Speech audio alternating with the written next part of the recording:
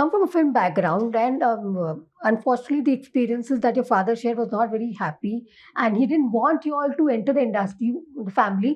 Then, how did it happen? How did you become what you became today?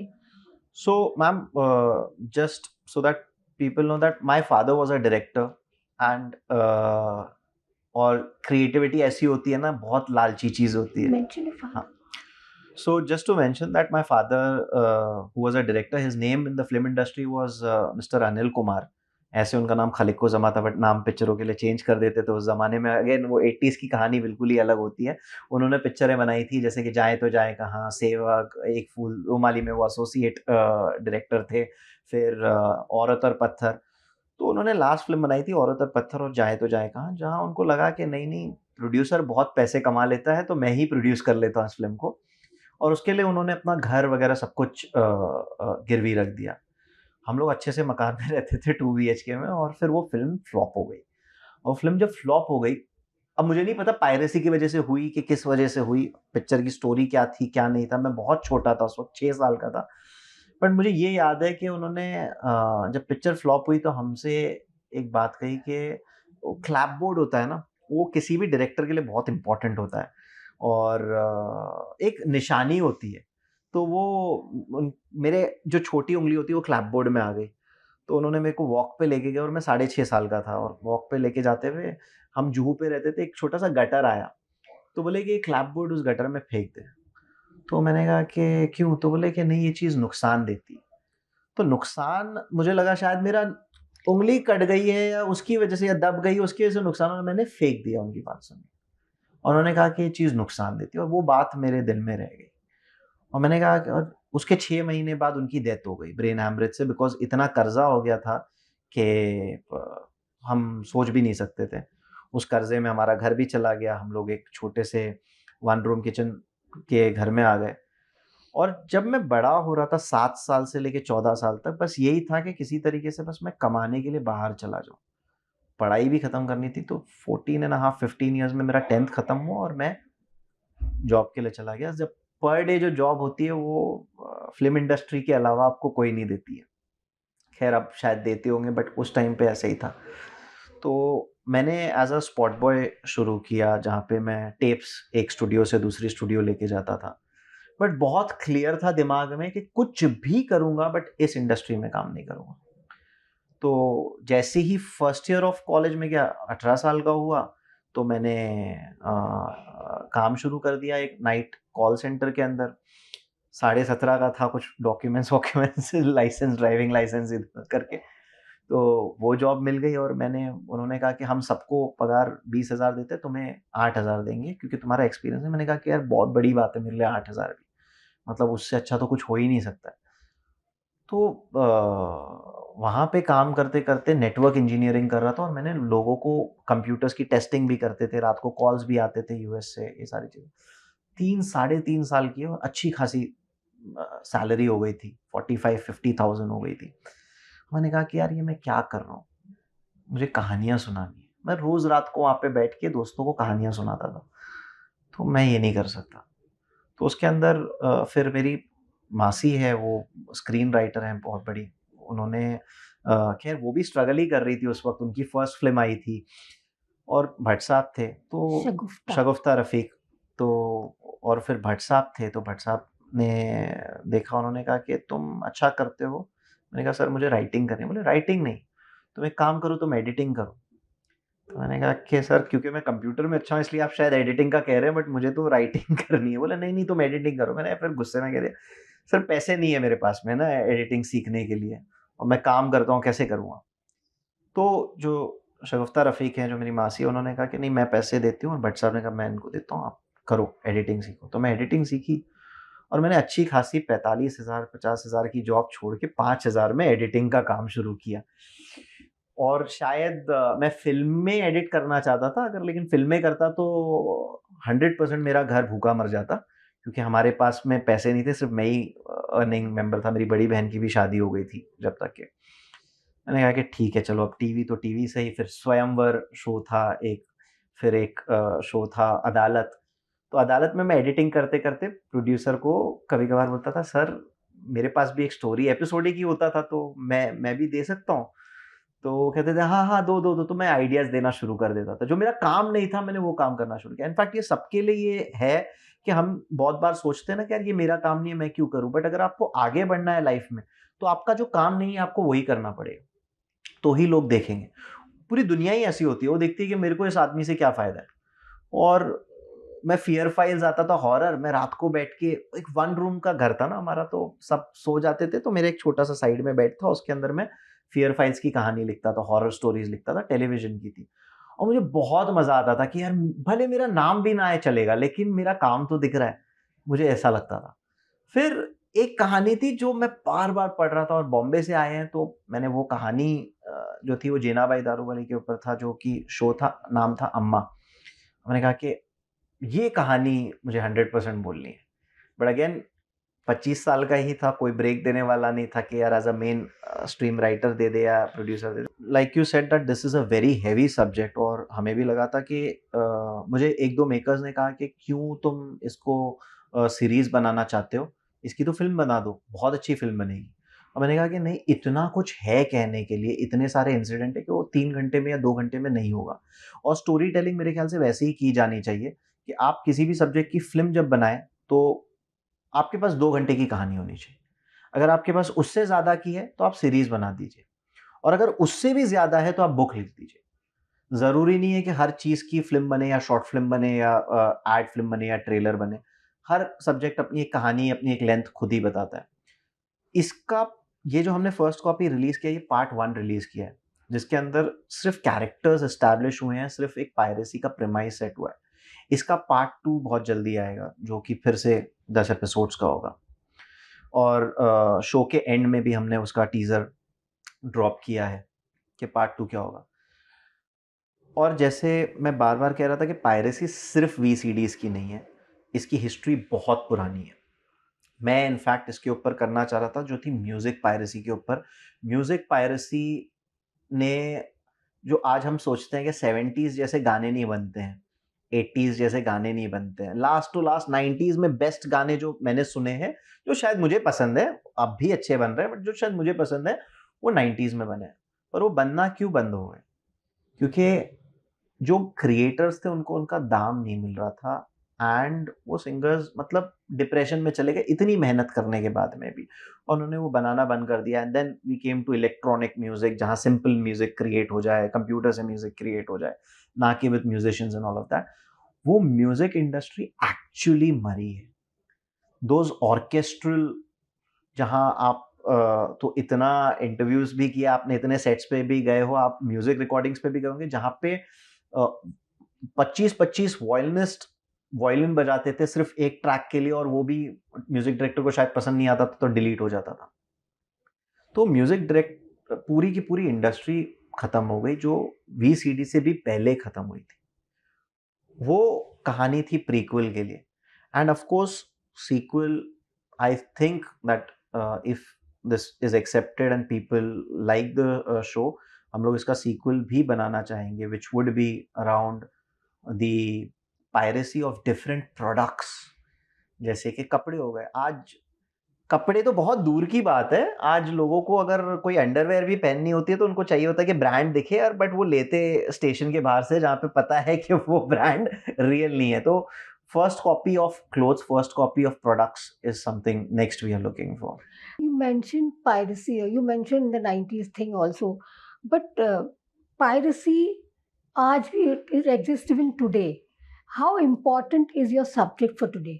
And you think discussion needs to happen on the subject again, because in spite of technology, in spite of all your systems, your machinery, piracy still happens. And the latest has been Sikandar, which people are talking about.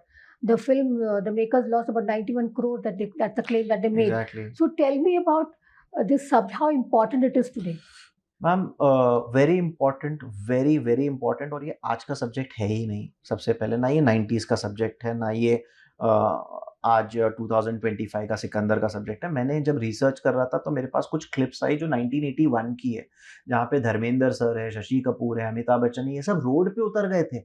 इन्होंने कहा कि हम industry बंद कर देंगे because of piracy, और एक मोर्चा निकाला था। मतलब इतने बड़े सेलिब्रिटीज रोड पे मोर्चे में निकले, और मेरे ख्याल से वो दौर भी वैसा था कि लोग people used to take those initiative, they used to fight for the industry, क्योंकि उनको पता था इसके साथ कितने लोगों के घर की इनकम जुड़ी हुई है, घर चलते हैं, और वो फाइट कर रहे थे पायरेसी के खिलाफ। और वो 1981 का वीडियो है, जो यूट्यूब पे भी जाके कोई देखना चाहे तो देख सकता है।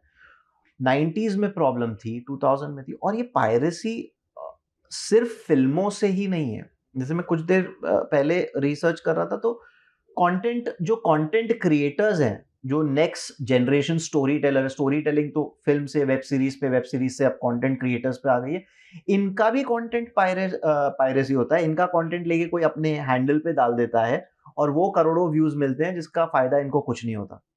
तो पायरेसी तो बहुत सेंसिटिव, हमने तो बहुत एक मतलब we have just picked up the tip of the iceberg, we can say, कि हमने एक 90s के दौरान जो पायरेसी हुई थी वो बताया। बट जो पायरेसी की, तो आप खुद सोचिए, कंटेंट क्रिएटर है, इतनी मेहनत करता है, वो डिप्रेशन में भी जाता है। जैसे हमने कुछ दिन पहले एक न्यूज़ देखी कि एक लड़की थी, उनके फॉलोअर्स नहीं बढ़ रहे थे, and she it made her take a harsh step, like she suicide for that. Just imagine कि क्यों किया होगा, उन्होंने कितनी मेहनत की होगी अपना कंटेंट क्रिएट करने में, और अपने आप को वायरल करने के लिए सोचते होंगे, डिप्रेशन में जाते होंगे, अकेले रखते होंगे, और फिर एक आइडिया बनता है जिसको करते हैं, और फिर कोई आइडिया आके वो कॉपी कर लेता है। तो पायरेसी तो हर जगह पे है। इसलिए हमारे लिए शो का नाम बहुत इम्पोर्टेंट था। शो का नाम हमने पायरेसी नहीं रखी, क्योंकि क्या होता है कि पायरेसी होती है सिर्फ एक ही रीजन की वजह से, और वो रीजन है कंज्यूमर। वो पायरेट की वजह से नहीं होती है, वो किसी और रीजन की वजह से नहीं होती है, वो कंज्यूमर की वजह से होती है। और इसलिए शो का नाम फर्स्ट कॉपी है। जैसे आज अगर आप कोई फेक घड़ी पहनते हो, तो आप ये नहीं कहते हो ये पायरेटेड घड़ी है, आप बोलते हो ये फर्स्ट कॉपी है। तो आप कोई शर्ट अच्छा सा खरीदते हो जो कि आपको लगता है कि मुझ पे बहुत सूट होगा, लेकिन मैं क्यों इस पे 3000 4000 खर्च करूं, मैं तो 200 रुपए में खरीद लूंगा, यही शर्ट का स्टाइल है, तो फर्स्ट कॉपी पहनते हो। बट जिसने बनाया है, जिसने सोचा है, जिसने उसको डिजाइन किया है कि आप पे कैसा लगेगा, या आप जैसे कितने लोगों पे अच्छा लगेगा, उसकी तो इनकम ही खत्म हो गई।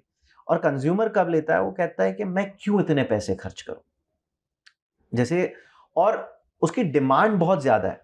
जैसे हमारा ही शो जो फर्स्ट कॉपी है, उसकी भी फर्स्ट कॉपी बन रही है, क्योंकि आई थॉट ये था कि लोग एंटरटेनमेंट पे इसलिए नहीं खर्च कर रहे हैं क्योंकि उन्हें फ्री में चाहिए, कि चाहे वो इंटरनेट पे ओटीटीज पे देख लें, तो उन्हें 500-600 रुपए सब्सक्रिप्शन भी नहीं खर्च करने, उन्हें 200 रुपए की टिकट भी नहीं लेनी।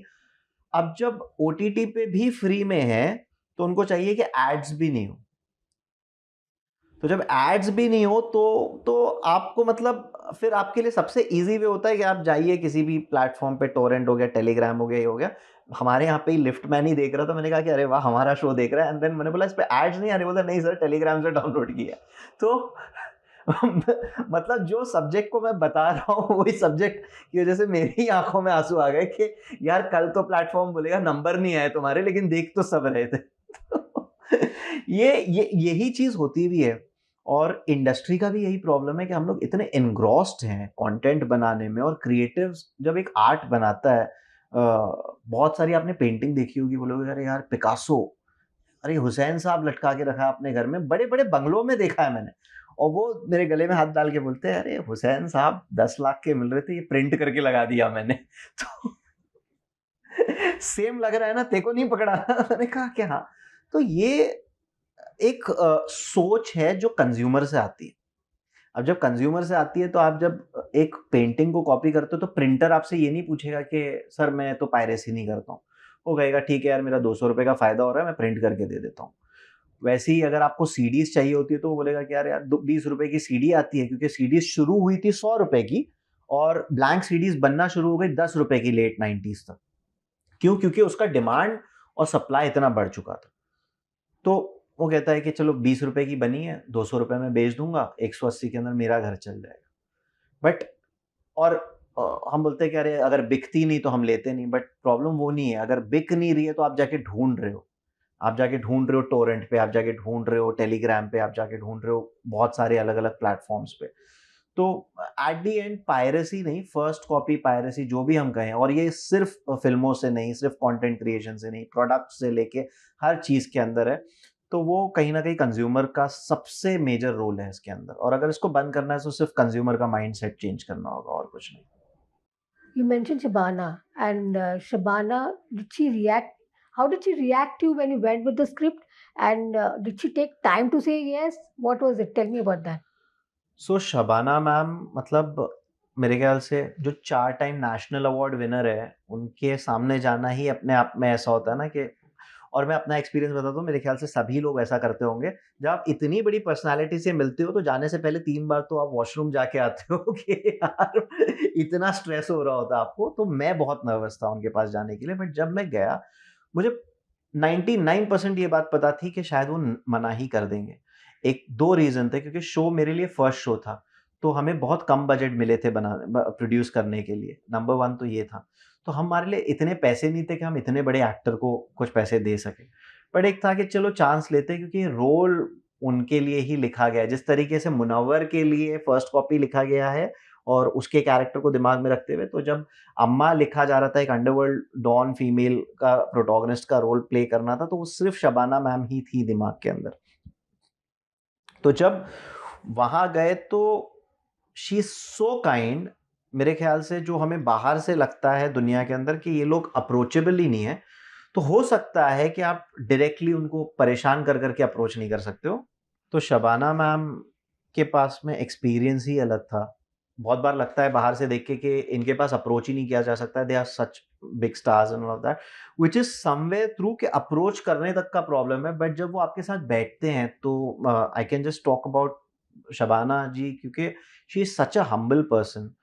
उन्होंने कहानी सुनी, और वो आज भी इतना 4 टाइम नेशनल अवार्ड विनर होने के बावजूद भी वो ये नहीं देखते हैं, जैसे कि आज जितने भी स्टार्स हैं देखते हैं कि अच्छा दूसरा कौन सा एक्टर है, डायरेक्टर का क्या प्रोफाइल है, और डीओपी कौन है, कहाँ-कहाँ शूट करोगे, क्या बजट है, तो मैं कैसा दिखूँगा। बट वो कहानी सुनते हैं, और वो आज भी शबाना मैम कितना थिएटर कर रही हैं, तो उनकी भूख ही अलग है। उनकी भूख अच्छी कहानियों के लिए। और जब कहानी सुनाई तो she not just she was comfortable, but she put me into a comfortable zone कि मैं रेडी हूं ये करने के लिए, मैं इस तरीके से इस कैरेक्टर को पिकअप करूंगी। उनका होमवर्क, उनकी चीजें, वो कैसे कैरेक्टर को एक एक छोटी छोटी चीजें देते हैं, कि जैसे कि ये कैरेक्टर पूरी सीरीज में सिर्फ लेफ्ट हैंड से ही कप उठाएगा, सिर्फ लेफ्ट हैंड से ही पेंसिल पकड़ेगा। तो कंटिन्यूटी, ये सब चीजें तो आपके दिमाग से आपको हटा ही देनी है, आपको सिर्फ उनके परफॉर्मेंस पे फोकस करना है। तो आउटस्टैंडिंग एक्सपीरियंस विद, इनफैक्ट मैंने उनका अभी नया शो भी देखा, डब्बा काटिल। एंड मेरे पास अगर जिंदगी में फिर से ऐसा मौका मिले जहां पे where I have a lead character who is at that age, I would still love to again shoot with Shabana ma'am, and this time I would like to direct her. You mentioned about casting. Tell me about and like those also mentioned about casting in the south. Tell me about those casting, and then we talk about Gulshan Grover coming to the show. Yes, so casting was very important. सबसे पहले हमारे लिए Arif important था। जब हमें आरिफ मिल गया, मुनव्वर मिल गया, तो मुनव्वर के बाद में हम लोग, मेरे ख्याल से चैंग की कास्टिंग हुई थी। चैंग की कास्टिंग को लेके कुछ लोग क्यूरियस थे कि महाराष्ट्र के अंदर कैसे एक नॉर्थ ईस्ट दिखने वाला, नॉर्थ ईस्टर्न फेशियल वाला है। तो मैंने कहा कि वही तो प्रॉब्लम है कि किसी ने उस चीज़ के बारे में बात ही नहीं की है कि 90s के अंदर भी रेसिज्म था। और शायद अगर ऐसा कोई कैरेक्टर अगर है हमारे पास में, और सिर्फ कॉर्पोरेट्स में होता है रेसिज्म, या पर सोसाइटी में होता है, वैसा नहीं है। आप जब गवर्नमेंट जॉब भी करते हो वहाँ पे भी आप देखते हो तो वो था। तो कास्टिंग हमें चाहिए था कि एक थोड़ी-सी ना कलरफुल लगे, बहुत ही अलग-अलग शेड से लगे। क्रिस्टल की कास्टिंग हुई, क्योंकि क्रिस्टल ने जिस तरीके से अपना टेलीविज़न का एरा जिया है, right at the peak, Mona का कैरेक्टर कुछ ना कुछ वैसा ही था। Then she stopped working for television. तो एक इंसान एक विजडम लेके आता है जो उसके अंदर होता है, जिस तरीके से मुनव्वर आरिफ को लेके आता है, बिकॉज वो उस सोसाइटी से आता है, उस ग्राउंड लेवल से आता है। उसी तरीके से क्रिस्टल एक सोसाइटी से आती है जिन्होंने बहुत सारी चीजें देखी और एक एक्सपीरियंस है उनके अंदर। क्रिस्टल को हम वो जानते हैं जो कि आप लोग इंस्टाग्राम पे देखते हो या टीवी सीरियल पे देखा है, बट अगर आप क्रिस्टल जैसे इंसान के साथ में 1 घंटा बैठ जाओ, आप बोलोगे कि ये इंसान ही बिल्कुल अलग है। मतलब शी इज अ सेंट, आप उनकी बातें सुन के लगेगा। इनामुल हक, मतलब कैरेक्टर, मतलब it's a blessing that he said yes to the show. उनके साथ में ऐसा है कि दूसरे लोगों के साथ में मेरे पास शॉट डिवीजन होते थे कि ये शॉट यहाँ से ले लेंगे, एक कट यहाँ से ले लेंगे, एक कट यहाँ से लेंगे। बट इनाम उल हक के साथ में जब हम शूट कर रहे थे तो कैमरा सिर्फ वन टेक रहता था कि वो स्टार्ट टू एंड वो खत्म करेंगे, और हमें पता था कि ये आदमी का परफॉर्मेंस इतना स्ट्रांग है ना कि हमें कहीं काटने की तो जरूरत ही नहीं पड़ेगी, तो कट्स क्यों ले रहे हैं। तो ऐसे थे। बट कहानी 90s की थी। 90s के अंदर सिर्फ दो सबसे बड़े विलन थे मेरी नजर में, मतलब थे तो बहुत सारे बट मेरी नजर में दो थे। एक थे अमरीश पुरी सर और एक थे गुलशन ग्रोवर सर, और हैं गुलशन ग्रोवर सर जो कि real bad man of industry. Unfortunately मेरे नसीब इतने अच्छे नहीं थे कि मैं शायद कुछ वक्त पहले शुरू करता तो शायद अमरीश पुरी सर के साथ भी काम करने का मुझे मौका मिलता। बट गुलशन ग्रोवर सर के साथ में मुझे बिल्कुल ही यकीन नहीं था कि वो हाँ कहेंगे स्टोरी के लिए, एंड स्पेशली जब कास्ट नहीं है, न्यू कास्ट है। उनको बताया सर मुनव्वर है, उन्होंने and he came with like big heart. उन्होंने कहा तो क्या हुआ, ये नया लड़का है तो हम करेंगे, हमने बहुत नए लड़कों के साथ काम किया, हम भी तो नए थे। तो गुलशन जी मिले नहीं पहले, तो उन्होंने एक सस्पेंस क्रिएट किया। फिर बोला मैंने सर सुना है, कहानी सुना, नहीं नहीं मिलते हैं मिलते हैं मिलते हैं। और एक दिन उन्होंने घर पे बुलाया, और वो जिस दिन उन्होंने घर पे बुलाया तो वो उस प्रोड्यूसर का अवतार में बैठे थे, उन्होंने इतना होमवर्क कर चुके थे। तो ये पुराने एक्टर्स से अगर कुछ सीखने वाली बात है ना तो ये है कि वो आपको हर चीज बताते नहीं है कि मैंने ये मेथड एक्टिंग के लिए मैं यहाँ चला गया था, मैं वो कर लिया था, मैंने ऐसा कर लिया था। ये अंदर ही अंदर जी रहे होते हैं, और खुद का इनका एक रिसर्च होता है। इन्होंने जो इनके वार्डरोब में था वही कपड़े उठाए, बट वो एग्जैक्टली वो प्रोड्यूसर वाला लुक पहन के और ये सब करके, चश्मे वश्मे लगा के, मूछे लगा के, वो वैसे बैठे जैसे प्रोड्यूसर जो मैंने उनको कैरेक्टर स्केच भेजा था वो था। तो मैं ये सोच के गया था कि मुझे बहुत पिच करना होगा, बट उन्होंने मुझे ऐसा सरप्राइज कर दिया कि मैं मतलब बिल्कुल ही चुप हो गया उसके अंदर। एंड आउटस्टैंडिंग एक्टर, जितना भी उन्होंने हमारे साथ शूट किया है, मेरे ख्याल से I am lucky to learn so much from mister Gulshan Grover. So how did the break happen? तो एक सुभाष चंद्र जी हैं जो कि जी टीवी के ओनर है। उन्होंने मुझे एक मेल, मुझे नहीं सबको, एक पब्लिक डोमेन में मेल डाला कि अगर आपके पास अच्छी कहानी है तो जी टीवी इज विथ यू। और मैं उनके ऑफिस चला गया और उन्होंने सबसे पहले मेरी स्टोरी अप्रूव कर दी। फिर मैंने कहा सर ये बनाने के लिए मेरे पास तो पैसे और ये सारी चीज़ें नहीं है। तो उन्होंने कहा कि नहीं तुम प्रोड्यूस करो, and that was my first break, and I was also the youngest producer, 25 years का था।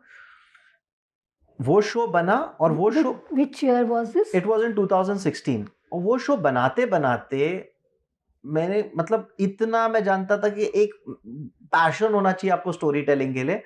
मैं चला गया शबाना जी के पास में और उनको मैंने लिटरली हाथ जोड़ के बोला कि मैम ये शो आप ही कर सकते हो, because no one else can play this don who has that kind of an authority, who has that kind of an persona.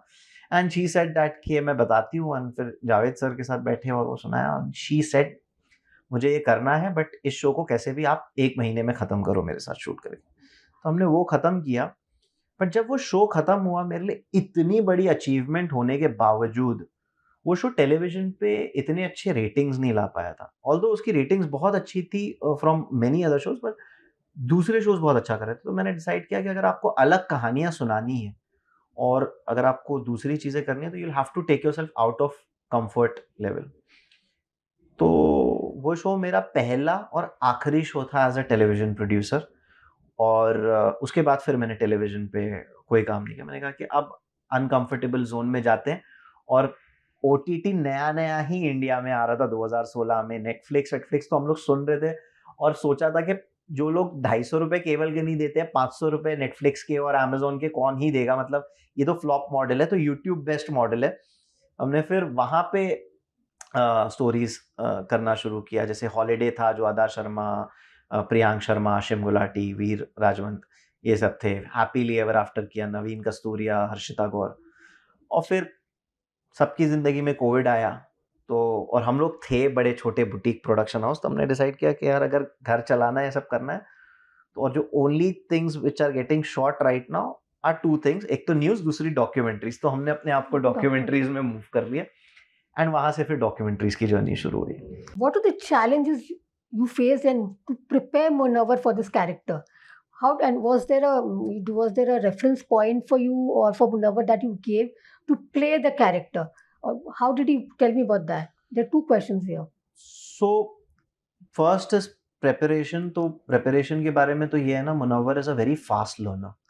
And उनके किसी फैमिली में किसी ने बताया कि जब उसने गाड़ी ली थी पहली बार, तो उसे गाड़ी चलानी नहीं आती थी और उसने कभी उम्मीद भी नहीं थी की थी कि मैं गाड़ी चलाऊंगा. तो जिस दिन उसने गाड़ी ली, उसके 5 मिनट में वो ड्राइवर की सीट पे सीख के, अच्छा ये ऐसा होता है, ये ब्रेक है, ये एक्सीलेटर है, ये ऑटोमेटिक गियर है, वो सीख गया था.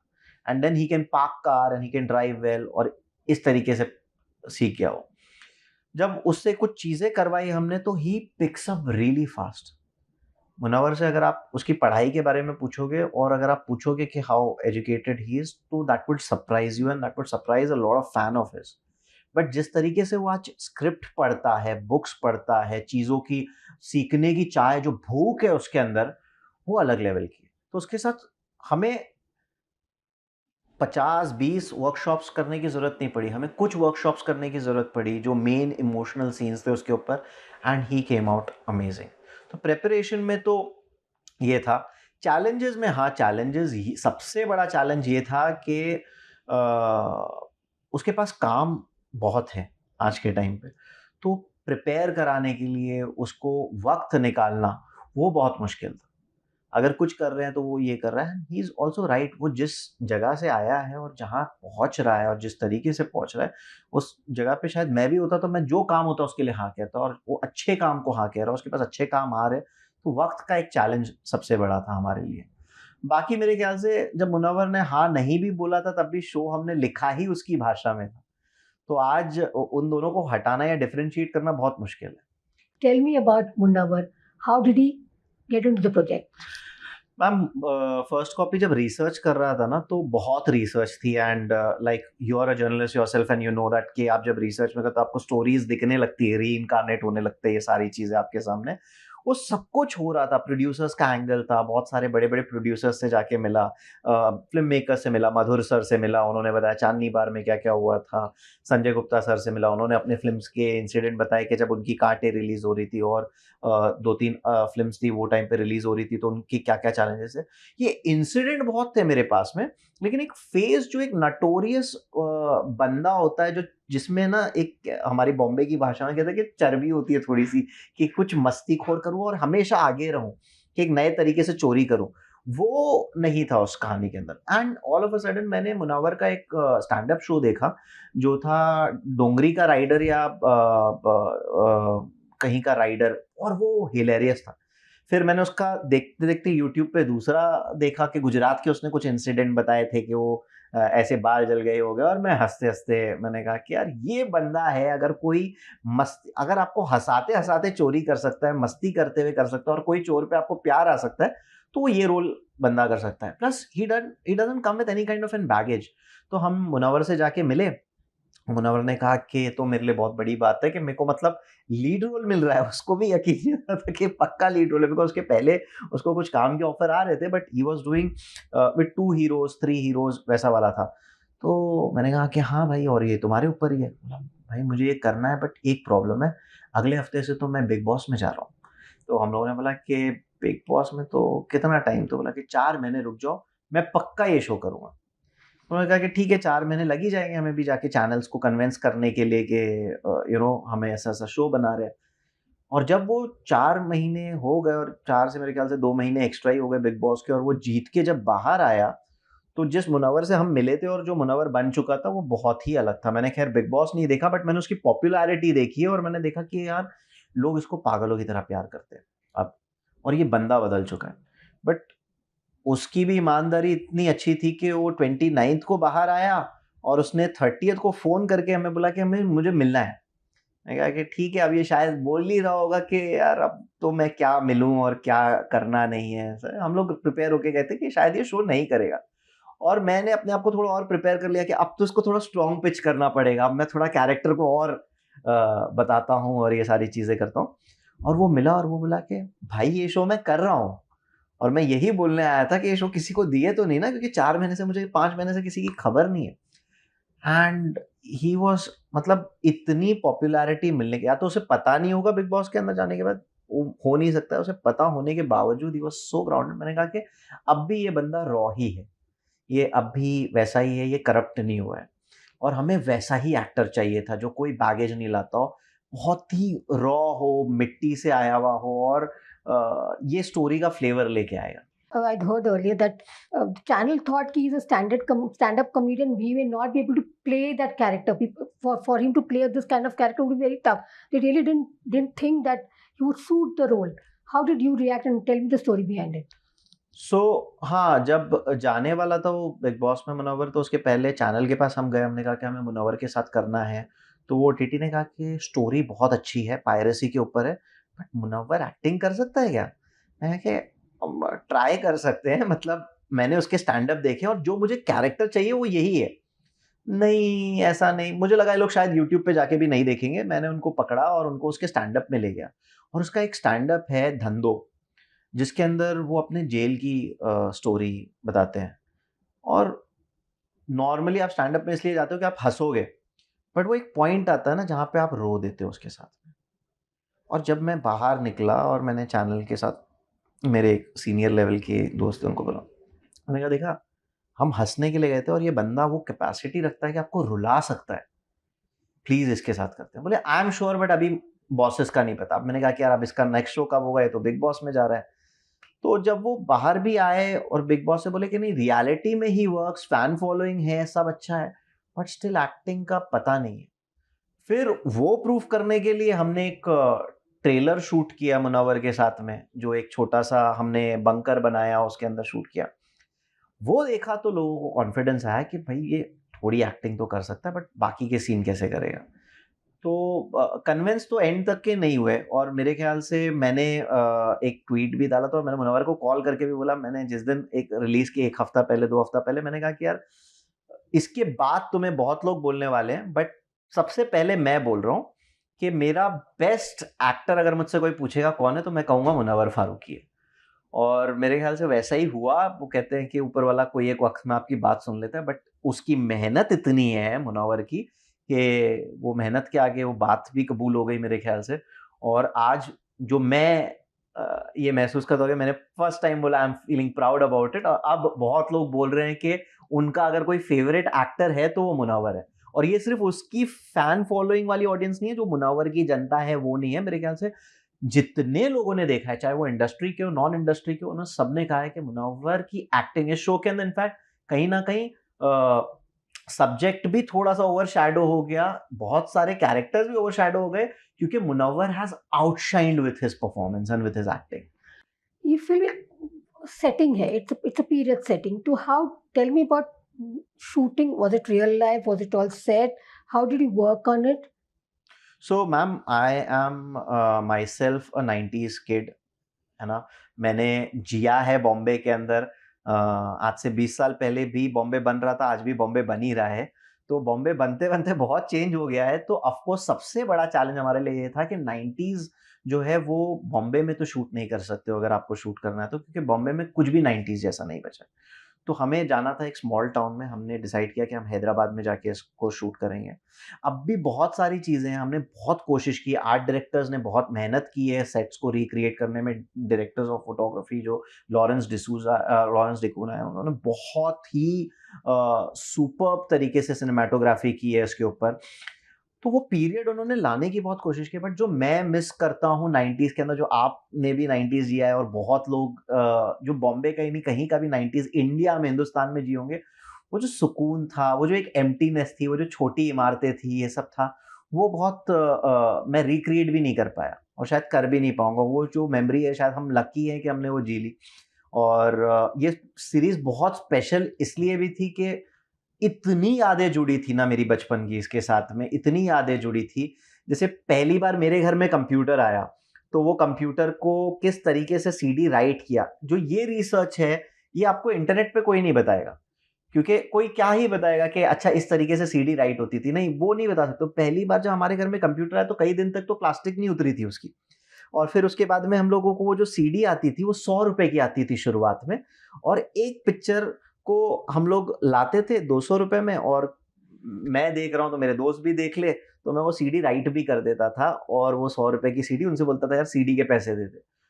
बट कभी ये नहीं सोचा था कि इसको पायरेसी कौन कर रहा है, इसका शुरुआत कहाँ से हुई है। तो वो हमने शो में दोनों चीज़ों को बताने की कोशिश की। ना सिर्फ ये एंगल के पायरेट जो मुनव्वर प्ले कर रहे हैं, जो आरिफ का कैरेक्टर है, बट ऑल्सो पब्लिक का कैरेक्टर। इसके अंदर एक पब्लिक का कैरेक्टर जो प्ले कर रहे हैं इनामुल हक, जो बहुत ही अमेजिंग एक्टर है। मुझे खुद को अब तक यकीन नहीं है कि उन्होंने हाँ कैसे कह दिया इस सीरीज के लिए, जबकि मैं फर्स्ट टाइम डायरेक्टर हूँ, मुझे ज़्यादा नॉलेज नहीं है। उन्होंने मेरे ख्याल से बस प्यार के खातिर ही कह दिया होगा कि चलो यार ये पीछे पड़ा है, इसको हाँ कह देते हैं और कर लेते हैं शो। वो पब्लिक का कैरेक्टर प्ले कर रहे हैं, जो मेरा कैरेक्टर है, जो मेरे घर में किसी का कैरेक्टर रहा होगा, कि वो हमारे लिए एक एक्साइटमेंट होती थी कि नई पिक्चर आई है। और जब केबल भी नया-नया था ना, तो हम लोग 2 किस्म के नॉर्मल केबल आते थे। एक आता था कि एक नॉर्मल केबल और एक नया केबल। नया केबल हम इसलिए कहते थे उसमें नई पिक्चरें लगाते थे रात को। तो वो कैरेक्टर वो प्ले कर रहे हैं और वो मेरे लिए बहुत स्पेशल रहा है। ऑफ कोर्स रिसर्च जो पार्ट रहा है, जो मैंने लोगों से from the horse's mouth has come, is Gulshan Grover का जो कैरेक्टर है, जो कि मधुर सर ने बताया है, संजय सर ने बताया है, राम गोपाल सर ने बताया है।